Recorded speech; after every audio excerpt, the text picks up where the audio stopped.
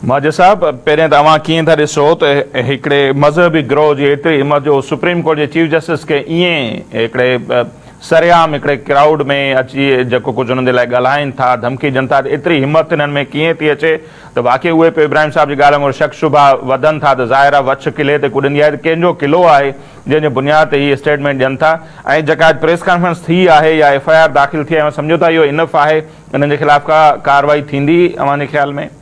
महिरबानी नसीर साईं, हिकु त आउं सम्झां थो इहो हिकिड़ो इंतिहाई ख़ुदो अमल आहे जेको हिननि कयो आहे ऐं उन खे जेकॾहिं हुकूमत जेकॾहिं सीरियसली न वठंदी त उनजा रिपरकेशन बि हुकूमत खे पाण खे भुगतना पवंदा। ऐं तव्हां ॾिठो हूंदो त हिन खां अॻु में बि अहिड़े क़िस्म जो स्टेटमेंट ईंदी आहे त जेका नवाज़ लीग जी जेका हुकूमत आहे उहा हमेशह रिलेक्टेंट रही आहे। यकीनन उहा इहो बि सोचींदी आहे, जेके डिफरेंट उन्हनि जा जेके ॿिया सपोर्टर आहिनि उहे ॿुधाईंदा आहिनि त हू कंहिं रिलीजियस तंज़ीम जे ख़िलाफ़ इन करे बि जेको आहे सो एक्शन नथी खणे।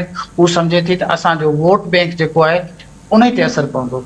उनखां सवाइ तव्हां ॾिठो हूंदो जॾहिं हिननि इहो ऐलान कयो आहे, जॾहिं शुरू में जॾहिं तव्हां ॾिठो हूंदो त जेको तारड़ साहिबु आहे उन चयो त असां हिन खे बर्दाश्त कोन कंदासीं, त इलाही माण्हू उन्हनि खे आयरनिकली हेठियां जवाबु ॾिनो त तव्हां अञा ॾिसो छा पिया, तव्हां हिननि खे एक्शन खणो ऐं एक्शन खणो कोन था, बाक़ी रुॻो ॻाल्हियूं था कयो। त माण्हुनि हिकिड़ो जेको आहे सो डिस्ट्रस्ट उन्हनि जे ट्वीट में ई करे छॾियो, तंहिंजे करे उन्हनि खे ज़रूरत पई त उनजी जेका आहे सा प्रेस कॉन्फ्रेंस कयूं।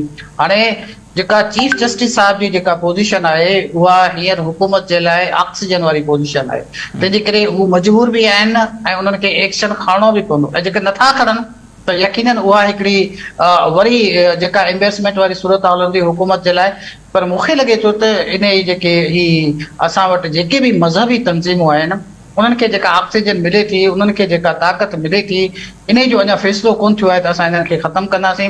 ऐं हाणे मुंहिंजे दोस्त रेफर बि कयो जेको DG खां इहो सुवालु कयो वियो आहे SPR खां, त हुन ॾाढो उन खे जेको जवाबु ॾिनो उहो ॾाढो इंटेलिजेंटली ॾिनो त भई जेको आहे सो असां वटि इहो मज़हबी मामिलो आहे, फ़लस्तीन जो मामिलो आहे, सेंसिटिव मसइलो आहे, पर हुन ईअं कोन चयो त भई हू अची असां वटि जेके आहिनि से रस्ता बंदि था कनि, असां वटि जेके आहिनि से अची हिकिड़े शहर खे यरमाल था कनि। सो को बि अहिड़े क़िस्म जी हुन स्टेटमेंट कोन ॾिनी, त ओॾी महिल ई लॻो पियो त हिननि जे लाइ कुझु न कुझु सॉफ्ट कॉर्नर आहे। ॿिए तरफ़ तव्हां पाण ॾिठो त जेके तव्हां पंहिंजो intro I must appreciate U the way you have explain, ऐं उहो जेको तव्हां बनू जी ॻाल्हि कई या तव्हां गवादरी या बलूचिस्तान जी ॻाल्हि कई त हुते हुननि जी सेंसिटिविटी हिननि खे नज़र कोन थी अचे, हुते गोलियूं ॿाली वेंदियूं आहिनि, सभु कुझु थी वेंदो आहे। पर हिते जेके आहिनि ख़ासि करे जेके एक्सट्रीमिस्ट फोर्सिस आहिनि उन्हनि सां ॻाल्हाइण जे लाइ या उन्हनि खे डील करण लाइ हिननि खे सेंसिटिविटी नज़र अची वेंदी आहे। सो इहा ॾाढी हिकिड़ी जेको मां सम्झां थो त हीउ असल जेको थ्रेट आहे हिन मुल्क खे उहो आहे इहो, जंहिंखे हीउ पालींदा रहिया आहिनि। जेसीं ताईं इन जे ख़िलाफ़ कोई मरबूत कोई पॉलिसी कोन ठहंदी, इन्हनि जे ख़िलाफ़ एक्शन कोन थींदो।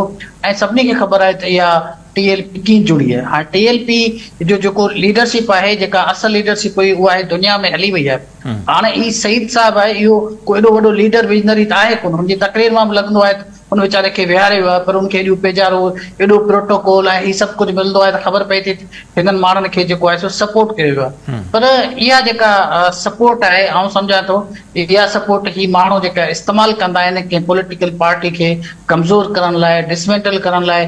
हींअर बि आया हुआ त कुझु माण्हुनि जो इहो ख़्यालु हुयो त इहो जेको हिननि खे इशारा मिलिया आहिनि, हिननि खे चाबी मिली आहे, तव्हां जेको आहे सो हिते अचो ऐं जेको आहे सो गोड़ गमसान कयो। सो आउं सम्झां थो त जेका मुस्लिम लीग नून आहे उन ई उहा एक्शन बि तॾहिं खणंदी जॾहिं उनखे मथां एनओसी मिलंदी त बाबा हाणे तव्हां हिन ते जेको आहे सो एक्शन खणो। अदरवाइज़ मूंखे कोन थो लॻे को अहिड़ो एक्शन खणंदो जीअं हुननि 1500 माण्हुनि ते FIR कटी आया आहिनि ते। सो एॾो को सीवियर या एक्सट्रीम एक्शन त मूंखे थींदे नज़र कोन थो अचे। अच्छा माजिद साहब, अॼु जेका ही ॿिनि वफ़ाक़ी वज़ीरनि प्रेस कॉन्फ्रेंस कई उनमें एहसन इकबाल साहब नो डाउट उहे पाण आहिनि जेके पाण बि इन इंतिहा पसंदी जो शिकार थी चुका आहिनि, माज़ी में उन्हनि ते बि गोली हलाई वई हुई ऐं मुख़्तलिफ़ हंधनि ते अहिड़े क़िस्म जो वाक़िया नून लीग जी क़यादत जे ख़िलाफ़ थींदा रहिया आहिनि। हिकिड़े मदरसे में जॾहिं नवाज़ शरीफ़ विया त उन ते कारें उछलाई वई, कंहिं ते जूता हलाया विया, जेका हिकिड़ी मुहिम उन्हनि जे ख़िलाफ़ हली हुई। सो अॼु जॾहिं एहसन इकबाल ही वेठा हुआ त उन्हनि हिकिड़ी डिमांड कई मुल्क जा मुख़्तलिफ़ जेके मज़हबी आलिम आहिनि त उन्हनि खे बि अॻियां अचणु खपे ऐं उन्हनि खे पंहिंजो किरदारु अदा करणु खपे।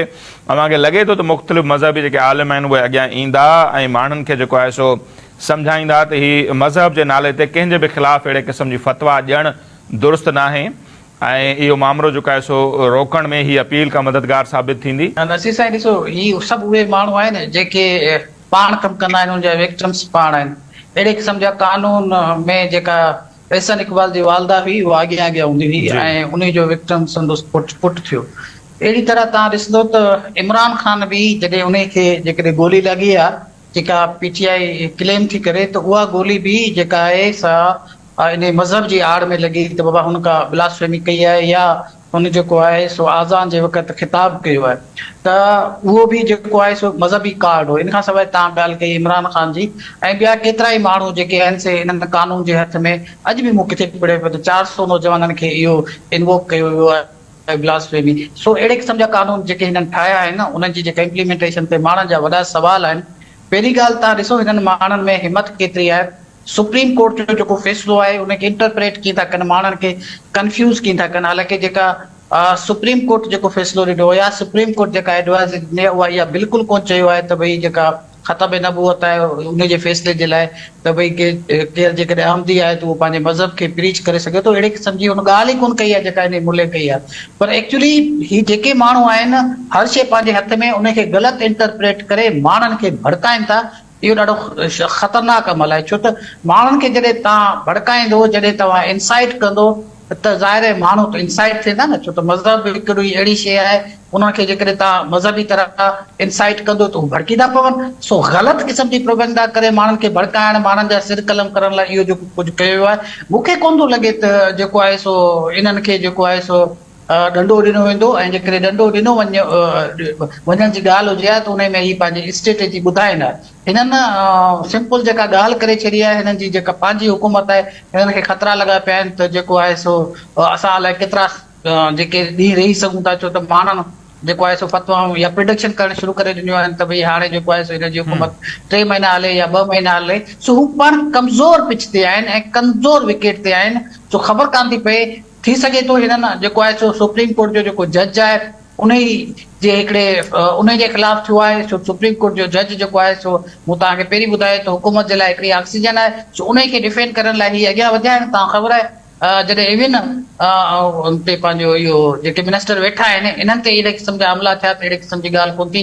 हीअ सुप्रीम कोर्ट ते जेकॾहिं हिननि जेका इहा ॻाल्हि कई आहे ऐं इन ते जेकॾहिं अमल कनि त उहा बहितर हूंदो। पर मूंखे एतिरो पुरुमीद कोन आहियां त अहिड़नि ताक़तनि ख़िलाफ़ का सख़्त क़िस्म जी कार्रवाई थिए ऐं इहे ख़ामोश थी वञनि ऐं अहिड़ी का पॉलिसी बि अचे जो अॻिते लाइ अहिड़े क़िस्म जा रिमार्क्स न ॾेई सघनि। छो त इन जे पोयां जेके ताक़तूं आहिनि जेसीं ताईं उहे फ़ैसिलो न कंदियूं त भई असां में एक्सट्रीमिज़म खे ख़तमु करिणो आहे ऐं एक्सट्रीमिज़म हिन मुल्क खे बर्बादी ऐं तबाही ॾे थी वठी वञे, तेसीं ताईं मुंहिंजो ख़्यालु आहे कुझु कोन थींदो। सो जेसीं ताईं रियासत इहो फ़ैसिलो नथी करे, का बि सिविलियन हुकूमत इहो फ़ैसिलो न करे सघंदी त इन्हनि खे कीअं डील करिणो आहे। अगरि इन्हनि खे डील जेकॾहिं तमामु जेकॾहिं इन्हनि खे ईस्टर्न हैंड सां जेकॾहिं कयो वञे त पोइ इन्हनि खे अप्रूवल वठणी पवंदी वॾनि खां, जेका मूंखे लॻे थो कोन मिलंदी।